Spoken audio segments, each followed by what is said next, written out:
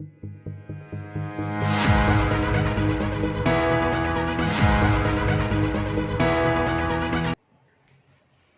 આગળ વધીએ ચેપ્ટરમાં આપણે ચેપ્ટર 4 સમતલમાં ગતિ ચેપ્ટરનો છેલ્લો ટોપિક છેલ્લી થિયરી છે નિયમિત વર્તુળમય ગતિ.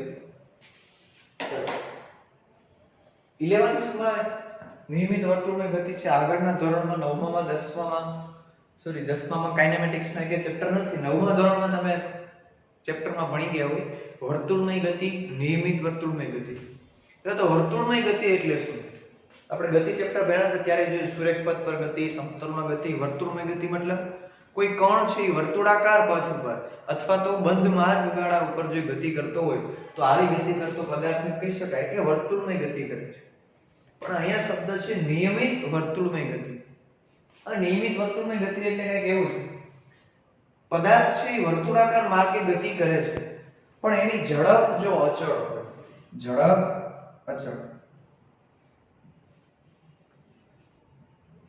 કોઈ પણ પદાર્થ અચળ ઝડપે વર્તુળાકાર માર્ગે ગતિ કરતો હોય તો આ પદાર્થ નિયમિત વર્તુળમય ગતિ કરે છે એમ કહેવાય. શું અચળ છે? એની ઝડપ અચળ છે. અથવા તો એમ પણ બોલી શકાય કે એના વેગનું મૂલ્ય અચળ છે. ઝડપ એટલે શું થયું? વેગનું મૂલ્ય અચળ છે. કોઈ પણ પદાર્થ જે છે એ વર્તુળ માર્ગે ગતિ કરતો હોય તો એની ઝડપ અચળ છે અથવા તો એના વેગનું મૂલ્ય અચળ છે એવું પણ કહી શકાય. આ બેમાંથી કોઈ એક વસ્તુ બોલી શકાય એમ કહી શકાય કે આ વર્તુળમય ગતિ કરે. પણ આપણે 11th માં સદિશની મદદથી ચેપ્ટર સમતલમાં ગતિ છે 2D એટલે સદિશની મદદથી સાબિત કરવાનું છે અને આનું સૂત્ર તારવવાનું છે A બરાબર v² upon r. પણ એ પહેલા આપણે સમજીએ કે કોઈ પણ પદાર્થ ઉપર માની લો કે પદાર્થ આવી રીતે ગતિ કરે છે. જો આ પદાર્થ ઉપર ગતિની દિશામાં જ બળ લગાડવામાં આવે, પેલું ગતિની દિશામાં, તમને ખ્યાલ છે જો ગતિની દિશામાં બળ લગાડવામાં આવે તો એની ઝડપ અથવા તો એનો વેગ વધે. ગતિની વિરુદ્ધ દિશામાં બળ લગાડવામાં આવે તો એનો વેગ v ઘટે. ખાલી અહીંયા મૂલ્યમાં ફેરફાર છે. જો v વેગથી ગતિ કરતા કણને સમાંતર કે પ્રતિ સમાંતર રીતે બળ લગાડવામાં આવે તો ફક્ત વેગનું મૂલ્ય બદલાય છે. કાં તો વેગ વધે અને કાં વેગ ઘટે. અહીંયા દિશા બદલાતી નથી. પણ જો પદાર્થને લંબ રૂપે બળ લગાડવામાં આવે, જો પદાર્થને લંબ રૂપે બળ લગાડવામાં આવે તો પદાર્થની દિશા બદલાય. કેવી રીતે? માની લો કે પદાર્થ આવી રીતે ગતિ કરે અને નીચેથી જો f જેટલું બળ લગાડીએ તો આવી રીતે ગતિ કરવાનું. પાછો ઉપર જતો હોય આ બાજુથી બળ લગાડીએ તો આવી બાજુ ગતિ. અહીંયા એની ઝડપ એના વેગનું મૂલ્ય નથી બદલાતું, ફક્ત દિશા બદલાય છે. તો વેગ ક્યારે ફેરફાર થાય, પ્રવેગ ક્યારે ઉત્પન્ન થાય તો આપણે ખબર છે કે પ્રવેગ ઉત્પન્ન થવા માટેના બે કારણ છે. પહેલું જો વેગનું મૂલ્ય બદલાય અને બીજું જો વેગની દિશા બદલાય. ખાલી મૂલ્ય બદલાતું હોય તો પણ પ્રવેગ ઉત્પન્ન થાય, ઓન્લી દિશા બદલાતી હોય તો પણ પ્રવેગ ઉત્પન્ન થાય, અથવા તો આ બંને બદલાતા હોય તો પણ પદાર્થની અંદર પ્રવેગ ઉત્પન્ન થાય છે. તો અહીંયા પણ પ્રવેગ ઉત્પન્ન થશે કારણ કે વેગમાં વધારો થયો, અહીંયા પણ પ્રવેગ ઉત્પન્ન થશે કારણ કે વેગમાં ઘટાડો થયો. અહીંયા દિશા બદલાણી છે માટે પણ પ્રવેગ ઉત્પન્ન થશે. જોજો અહીંયા એનો વેગ અચળ રહેશે, વેગનું મૂલ્ય, પણ દિશા બદલાઈ ગઈ તો પણ પ્રવેગ ઉત્પન્ન થાય. તો આવી રીતે આટલી રીતે પ્રવેગ ઉત્પન્ન થાય. હવે આપણે જોવાનું છે વર્તુળમય ગતિ જે છે એમાં એની ઝડપ અચળ છે. તો શું વર્તુળમય ગતિ છે એ પ્રવેગી ગતિ હોઈ શકે? વર્તુળમય ગતિ કરતો કોણ છે એ પ્રવેગ ઉત્પન્ન કરતો હશે, એની પાસે કઈ પ્રવેગ હશે? જોઈએ 9મા ધોરણમાં તમે ભણી ગયા હોય વર્તુળમય ગતિ કરતા કણનો વેગ એની સ્પર્શકની દિશામાં હોય. અને સ્પર્શક એટલે શું? તો કે વર્તુળને કોઈ એક બિંદુમાંથી ટચ થઈ અને પસાર થતી રેખા એને કહેવાય સ્પર્શક. આ એ બિંદુ છે તો આ એ બિંદુ પાસે દોરેલો સ્પર્શક છે. કણ છે આવી રીતે ફરે છે એન્ટી ક્લોકવાઇઝ, ઘડિયાળ ફરે છે એના કરતા વિરુદ્ધ દિશામાં.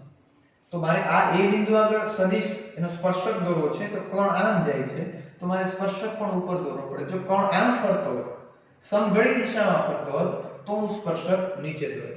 ચાલો અહીંયા એનો સ્પર્શક દોરી દીધો.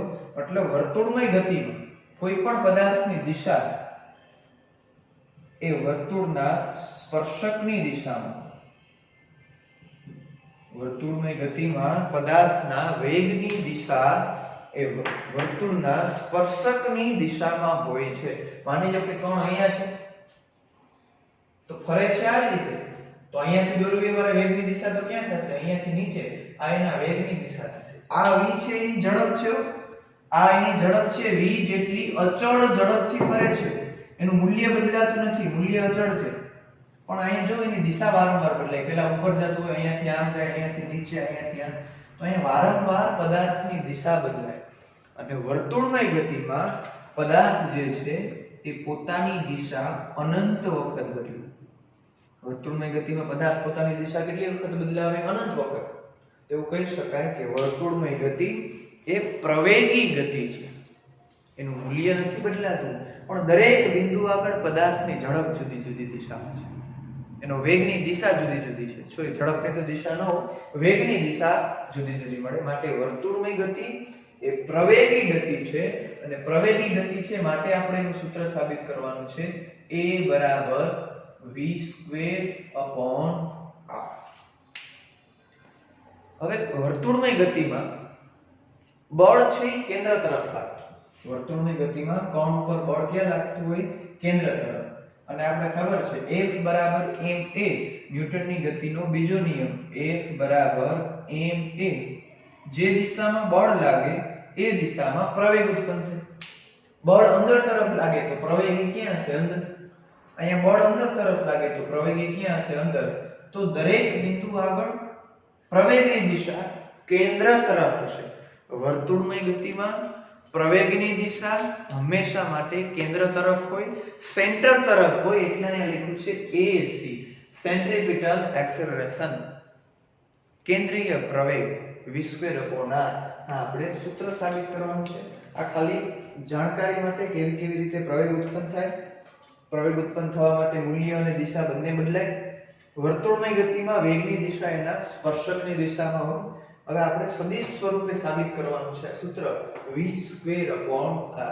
પછી 9મા ધોરણમાં તમે આની ઝડપનું સૂત્ર આવી ગયા હોય, v બરાબર 2πr/t. આ t એટલે કે આવર્તકાળ. આવર્તકાળ એટલે કે શું? એક ચક્કર પૂર્ણ કરવા માટે લાગતો સમય. હવે એક ચક્કર પૂરું કરે તો અંતર કેટલું કાઢો? વર્તુળમાં એક ચક્કર પૂરું કરો તો અંતર કેટલું છે? પરિઘ જેટલું. તો અહીંયા ઝડપ બરાબર પરિઘના છેદમાં આવર્તકાળ. પરિઘ એટલે 2πr છેદમાં આવર્તકાળ એટલે t. આવર્તકાળ એકના છેદમાં આવર્તકાળ એને આવૃત્તિ પણ કહેવાય. તો સૂત્ર આવું પણ કંઈક બને 2πr. આપણે આગળ અહીંયા પણ ભણશું. તો આટલું તમે 9મા ધોરણમાં ભણી ગયા. ચલો નેક્સ્ટ તો આપણે સ્ટાર્ટ કરીએ આપણી ટેક્સ્ટ બુક પ્રમાણે. નિયમિત વર્તુળમય ગતિ એટલે શું? ચાલો શરૂઆત કરીએ. નિયમિત વર્તુળમય ગતિ એટલે શું અને એના પ્રવેગનું સૂત્ર સાબિત કરો. નિયમિત વર્તુળમય ગતિ એટલે કે આકૃતિમાં દર્શાવ્યા પ્રમાણે કોઈ એક કણ અચળ ઝડપ v થી વર્તુળ માર્ગે ગતિ કરતો હોય તો આવી ગતિને નિયમિત વર્તુળમય ગતિ કહેવાય. અહીં વર્તુળમય ગતિ દરમિયાન તેની ઝડપ એનું મૂલ્ય અચળ છે પણ દિશા વારંવાર બદલાતી હોવાથી આ પ્રવેગી ગતિ છે. માની લો કે શરૂઆતમાં જે કણ છે એ અહીંયા તો p બિંદુ પાસે, અમુક સમય પછી ગતિ કરી અને કણ આ બિંદુ પાસે પહોંચ્યો છે જેને આપણે નામ આપી દઈએ q બિંદુ. હવે સ્થાન સદિશ મારે દોરવા છે તો p બિંદુનો કેન્દ્રથી સ્થાન સદિશ સેન્ટરથી અને q બિંદુનો સ્થાન સદિશ, તો બંનેના સ્થાન સદિશ દોરી દઈએ. આ p બિંદુ એ જે કોણ છે એનો સ્થાન સદિશ અને q બિંદુ એ છે એનો સ્થાન સદિશ. ચાલો હવે માની લો કે t બરાબર 0 સમયે અથવા તો t બરાબર t1 સમયે કોણ p બિંદુએ છે અને આવી રીતે વિષમ ઘડી દિશામાં ફરે છે. તો અહીંયા એનો વેગ જોતો હોય તો શું હોય? વર્તુળમય ગતિમાં વેગની દિશા એની સ્પર્શકની દિશામાં હોય તો અહીંયાથી p બિંદુએથી આ જે દિશા થઈ એ વેગની દિશા થઈ. p બિંદુએ કણના વેગની દિશા v1 અને એનો સ્થાન સદિશ એને આપણે કહી દઈએ r1. ચાલો q બિંદુ પાસે વેગની દિશા જોતી હોય તો એના સ્પર્શકની દિશામાં આ વેગની દિશા થઈ ગઈ v2 અને કેન્દ્રથી q બિંદુનો સ્થાન સદિશ જેને આપણે નામ આપી દઈએ r2. આ r1 આ r2.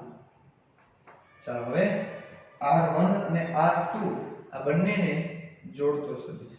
યાદ કરો સદિશના સરવાળા અને બાદબાકીમાં ત્રિકોણની રીત, સમાંતર બાજુ, ચતુષ્કોણની રીત એમાં આપણે ભણી ગયા.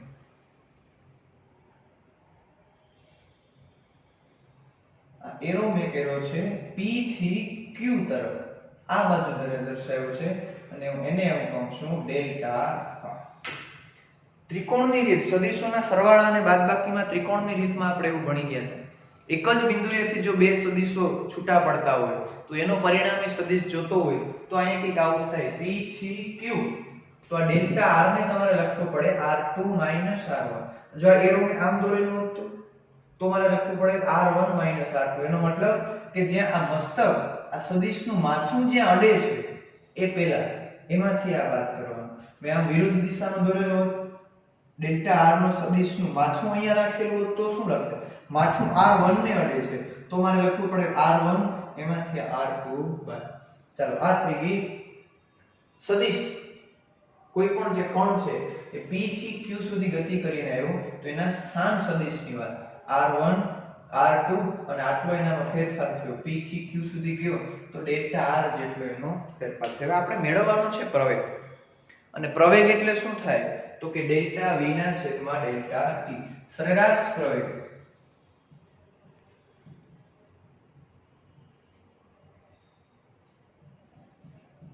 સરેરાશ પ્રવેગને શેના વડે દર્શાવાય? આ નિશાની બરાબર ડેલ્ટા v ના છેદમાં ડેલ્ટા t. હવે t1 સમય અહીંયા હતો, t2 સમય અહીંયા પહોંચી ગયો તો ડેલ્ટા t બરાબર એમ લખી શકાય t2 t1. આપણી પાસે ડેલ્ટા v ની કઈ કિંમત નથી એટલે આને આપણે આપી દઈએ સમીકરણ નંબર 1. ડેલ્ટા v ની કિંમત મેળવી પછી આમાં મૂકી દઈએ એટલે આપણી પાસે જવાબ આવી જશે. ચાલો હવે આ જે તમને ત્રિકોણ દેખાય છે C, P અને Q, એ ત્રિકોણ C કોના માટેનો દેખાય તમને? જો તો આ સ્થાન સદિશ R માટે. હવે આ વેગ માટેનો પણ ત્રિકોણ બનતો હશે. જેમ કે આ સદિશ v1 છે અહીંયાથી આમ ગયો, આ સદિશ v2 આમ છે તો એને અહીંયાથી પણ આમ દોરી શકાય. સદિશને તમે ગમે ત્યાં દોરી શકો, ફક્ત એની દિશા બદલાવવી જોઈએ. આગળ આપણે ભણી ગયા સદિશોના સરવાળા અને બાદબાકી. તમે સદિશને ગમે ત્યાં દોરી શકો, ફક્ત એની દિશા બદલાવવી જોઈએ નહીં. તો અહીંયા આ જે ત્રિકોણ જે છે એ સ્થાન સદિશ r માટેનો ત્રિકોણ છે. હવે મારે ત્રિકોણ દોરવો છે એ વેગ માટેનો ત્રિકોણ દોરવો છે તો એના માટે અહીંયા હું એક બિંદુ ધારું છું, એ બિંદુને નામ આપી દઉં C. જો આ v1 વેગની દિશા ક્યાં છે? અહીંયાથી આમ. તો અહીંયાથી પણ આ v1 ની દિશા આમ દર્શાવું છું. આ જે દિશા થઈ એ થઈ છે આ વેગ v1 ની દિશા, જેને અહીંયા p બિંદુ છે, અહીંયા નામ આપી દઈએ આપણે p ડેશ. કારણ સ્થાન સદિશ માટેનો ત્રિકોણ છે C Q P, અહીંયા નામ આપશું આપણે p ડેશ અને q ડેશ. હવે જોજો આ q v2 વેગની દિશા આમ છે આ બાજુ. એનો મતલબ મારે અહીંયાથી પણ આની દિશામાં જ દોરવી પડે. તો અહીંયાથી C બિંદુએથી આ મેં એક વેગ સદિશ દોરી દીધો. એ વેગ સદિશ છે q બિંદુ પાસેનો વેગ સદિશ v2 અને આ બિંદુને નામ આપી દઉં q ડેશ. હવે ડેલ્ટા v એટલે શું થાય તો કે ડેલ્ટા v એટલે આવું થાય v2 v1 અને ડેલ્ટા t એટલે કે અંતિમ માઈનસ પ્રારંભિક t2 t1. મતલબ આપણે ફરજિયાત લાવવાનું શું છે? v2 v1. તો અહીંયા v2 છે, અહીંયા v1 છે, તો આ બંનેનો આપણે પરિણામી સદિશ જે હશે શું હશે? ડેલ્ટા. r1 અને r2 નો પરિણામી ડેલ્ટા. તો v1 અને v2 નો પરિણામી સદિશ ડેલ્ટા v.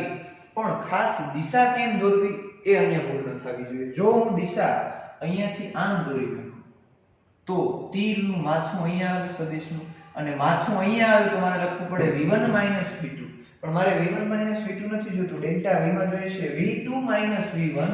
માટે આ બંનેનો પરિણામી સદિશ આવી રીતે દોરું છું. એનું માથું છે અહીંયા અને એને હું કહી દઉં છું ડેલ્ટા v. તો હવે સદિશોના સરવાળા બાદબાકીમાં આપણે ત્રિકોણની રીતમાં ભણી ગયા હતા. સદિશ આમ દોરેલો છે એટલે હવે આ થશે v2 v1.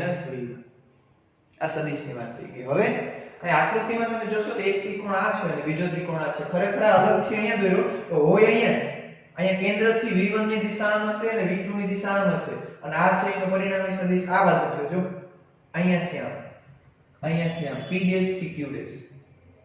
આ તો અહીંયા સાથે ન દોરાય એટલે અહીંયા અલગથી દોરેલું છે. રેડી? આ બે ત્રિકોણ થઈ ગયા. હવે તમે ધ્યાનથી જોશો તો આ બંને ત્રિકોણ જે છે એ સમરૂપ ત્રિકોણો બને. બંને ત્રિકોણો કેવા ત્રિકોણો હશે? સમરૂપ ત્રિકોણ. કેવી રીતે સમરૂપ ત્રિકોણ? તો આપણે વેગમાં ભણી ગયા. વેગ એટલે શું? સ્થાનાંતરના છેદમાં સમય.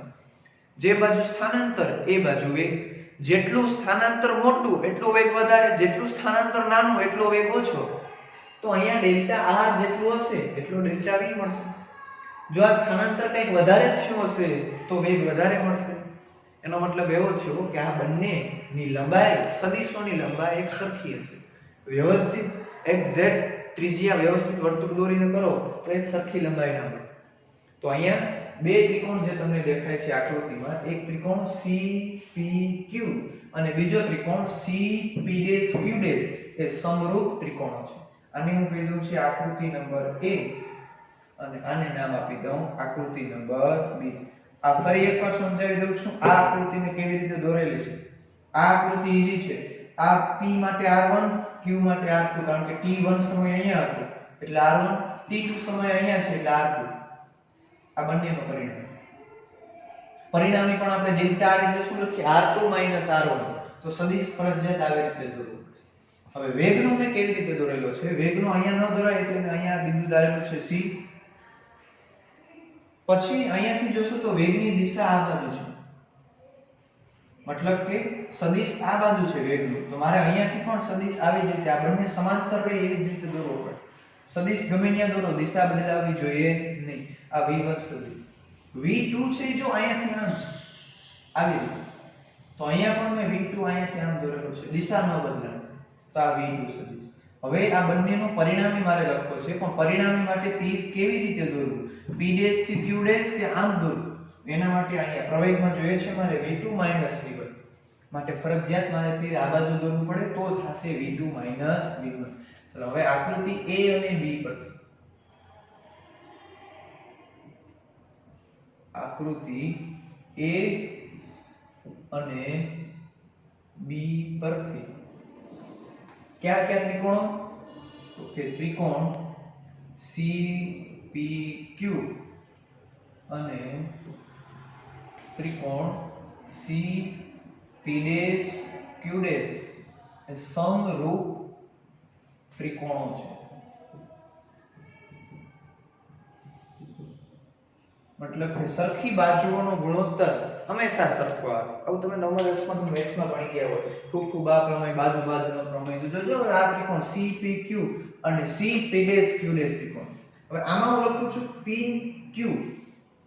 અહીંયા લખી નાખું છું PQ છેદમાં આ ત્રિકોણ માટે શું થયું? P'Q'. બરાબર. આ ત્રિકોણ માટે લખું છું CP. તો આ ત્રિકોણ માટે થશે CP'. ચલો હવે આમાં કિંમતો મૂકતા જઈએ. ચલો PQ એટલે શું છે? ક્યાં છે P અને Q? તો કે અહીંયા PQ એ શું છે? Delta R. આ થઈ ગયો ડેલ્ટા R છેદમાં P'Q' શું છે? તો કે delta V. Delta V is equal to CP એ શું છે? R1 છેદમાં CP' એટલે કે આ CP' એ શું છે? V1.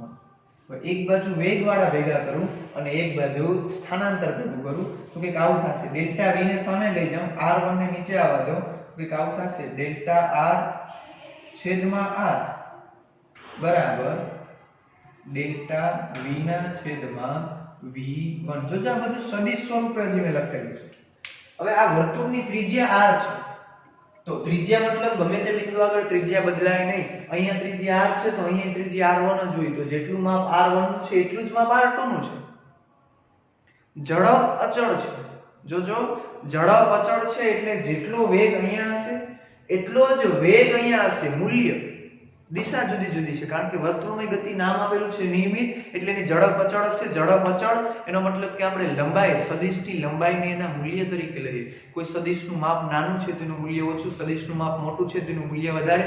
તો અહીંયા v1 અને v2 બંને સરખા હશે તો જો ફક્ત મૂલ્યની વાત કરવામાં તો મૂલ્ય માટે આવું લખી શકાય કે r1 બરાબર r2 અને v1 બરાબર v2 અને બરાબર r લખી શકાય. ચાલો હવે સાદુરૂપ આપી દઈએ. આમાં ફક્ત મૂલ્યની જ વાત કરવાની છે તો અહીંયા લખી શકાય કે ડેલ્ટા r ના છેદમાં r બરાબર અહીંયા થશે ડેલ્ટા v ના છેદમાં v. આપણે ઘટે કોણ અહીંયા ડેલ્ટા v. અહીંયાથી ડેલ્ટા v ને સૂત્રનો કરતા બનો. પ્રવેગ મેળવવા માટે ડેલ્ટા v ઘટે છે. આ ડેલ્ટા v મેળવવા માટેની રામાયણ ડેલ્ટા v ને સૂત્રનો કરતા બનાવો તો v છે એ સામે ગુણાકારમાં થશે તો આવું કંઈક થશે delta v v into delta v into delta r છેદમાં ચાલો ડેલ્ટા v મળી ગયો. હવે આ ડેલ્ટા v ની કિંમત મૂકીએ સમીકરણ નંબર 1 માં. હવે સમીકરણ 1 પરથી સરેરાશ પ્રવેગ a બરાબર ડેલ્ટા v ની કિંમત મૂકું છું v ના છેદમાં r into ડેલ્ટા r અને આ ડેલ્ટા t જે હતો એનો એ ડેલ્ટા t. ચાલો હવે આ તો સરેરાશ પ્રવેગ છે. આપણે સરેરાશનું કામ નથી, તત્કાલીન જોઈએ છે. p બિંદુએ અથવા q બિંદુએ કોઈ પણ બિંદુએ તત્કાલીન પ્રવેગ. તત્કાલીન એટલે શું? કોઈ એક્ઝેક્ટ નિશ્ચિત સમયે જોઈએ છે. આખી ગતિ માટે નથી જોતો. તો આમાં લિમિટ આપી દઈએ.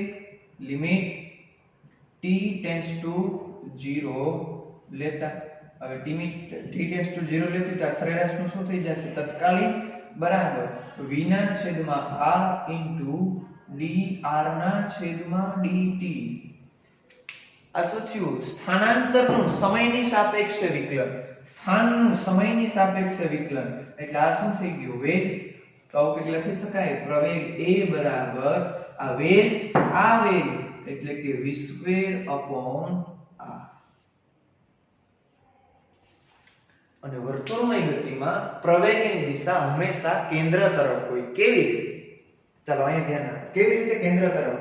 મેં હમણાં એવું બોલી ગયો તો 9મા ધોરણમાં તમે એવું ભણી ગયા. એવું વર્તુળ 5મું ચેપ્ટર ગતિના નિયમો છે એમાં પણ તમે ગોખેલું હશે કે વર્તુળમય ગતિમાં પ્રવેગ એ કેન્દ્ર તરફ હોય. કેવી રીતે કેન્દ્ર તરફ? ચાલો હવે પ્રવેગમાં આપણે એટલી ખબર છે કે પ્રવેગની દિશા એ કોની દિશામાં હોય? વેગના ફેરફારની દિશામાં. પ્રવેગની દિશા એ કોની દિશામાં હોય? વેગના ફેરફારની દિશામાં હોય. જો વેગ વધતો હોય એનો મતલબ કે વેગમાં આગળની તરફ વધારો થયો તો પ્રવેગ આગળ હોય. વેગ ઘટતો હોય એનો મતલબ કે બ્રેક લાગે તો પ્રવેગની દિશા પાછળ હોય. તો વેગના ફેરફારની દિશામાં પ્રવેગ હોય. ડેલ્ટા v ની દિશામાં a હોય. તો ડેલ્ટા v કઈ બાજુ છે? આમ એટલે ક્યાં છે? શું આવે? કેન્દ્ર. પ્રવેગની દિશા ક્યાં હોય? વેગના ફેરફારની દિશામાં. વેગનો ફેરફાર એટલે ડેલ્ટા v. અહીંયા ડેલ્ટા v ક્યાં છે? આ બાજુ એટલે ક્યાં છે? કેન્દ્ર તરફ. માટે વર્તુળમય ગતિમાં પ્રવેગની દિશા એ કેન્દ્ર તરફ હોય એટલે આને કહેવાય કેન્દ્રગામી પ્રવેગ. AC બરાબર v²/r. કેન્દ્ર તરફ દિશા હોય એની પાછળનું કારણ શું છે? આ આકૃતિ. આ ત્રણ વસ્તુ. ચાલો હવે અહીંયા v ની કિંમત મૂકું છું. હમણાં મેં જે ઝડપનું સૂત્ર લખ્યું હતું કે વર્તુળમય ગતિમાં વેગ v બરાબર 2πrf. આ ક્યાં છે એવું? 2πr ના છેદમાં t ઉપરથી જે મેં હમણાં સમજાવી દીધું હતું. હવે આ v ની કિંમત જો હું અહીંયા મૂકી દઉં તો પ્રવેગ શું થશે? AC બરાબર 4πr²f 4πr²f² છેદમાં આ r હતો એમાં એક r કેન્સલ તો સૂત્ર કંઈક આવું બનશે.